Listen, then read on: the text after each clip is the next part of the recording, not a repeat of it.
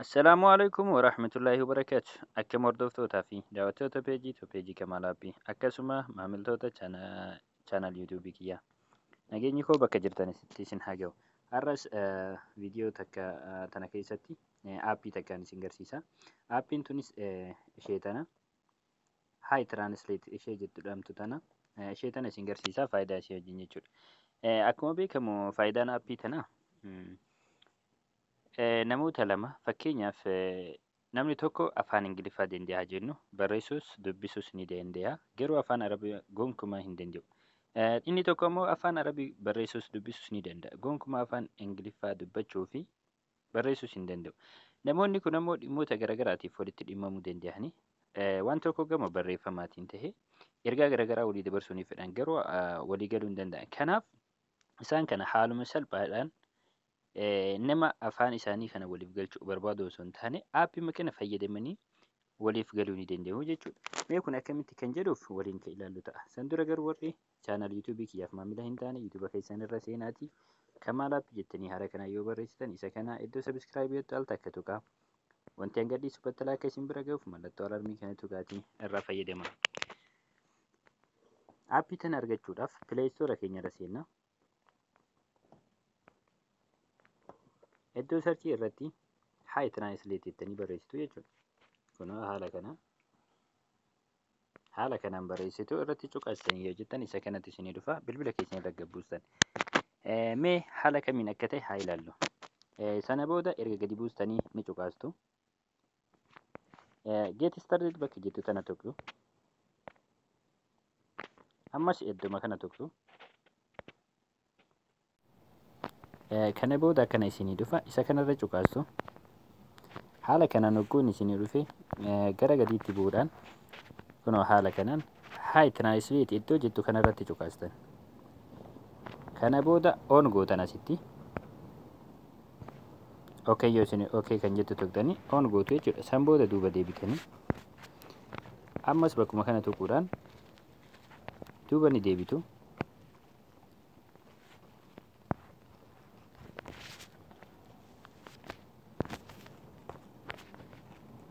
Erga haala kanaan duuba deebitan booda next kan jettu kun isinii dhufti ishee kanarratti cuqaastu. Dan ka jedhu kana tuqxu ammas. Ishee dan jettu kana tuqxu jechuudha. San booda get started isa jedhu kana tuqxu. Haala kanaan isinii dhufa. Akkuma asii argitan sirriitti bakka tana gadi qabdu jechuudha kunoo. Long press to move kan jedhu kanaaf bakka tana quba keessaniin sekondiidhaaf gadi qabdanii bakka barbaaddan kaa'attanii jechuudha akkanatti kunoo iddoo barbaaddan ni kaawwattu.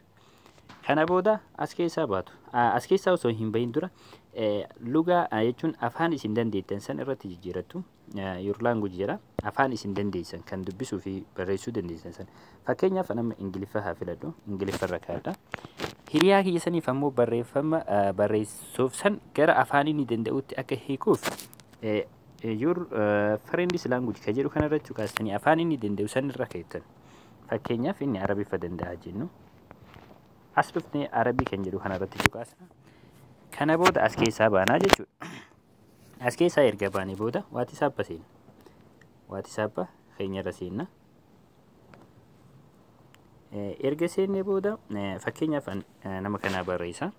Ani Ingiliffa waan danda'uuf inni guutumaan guutuutti Ingiliffa dubbisuus dubbachuus hin danda'u. Kanaaf nama kanaaf afaanuma kiyya kan Ingiliffaa danda'u kanatti fayyadamee isumatti dhimma bahee isaaf ammoo barreeffamni an barreessus Arabiffaan akka bira gahu gochuu ni danda'a. Mee fakkeenyaaf good morning.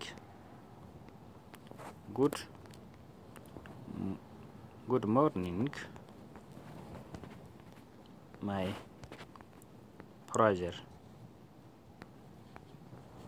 Haala kanaan erga barreessee booda akkuma argitan kunoo isheen duratti gadi qabee as kaa'e sun isheedha. Hi Translate isanii. Egaa haala kanaan barreessee booda isa san fidee irratti qabaaf.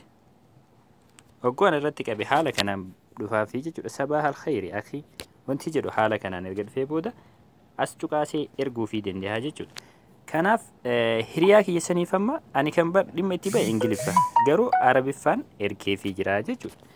Arabiffaan ergeefii jira. Mee WhatsApp isaa bira deemnee haa ilaallu.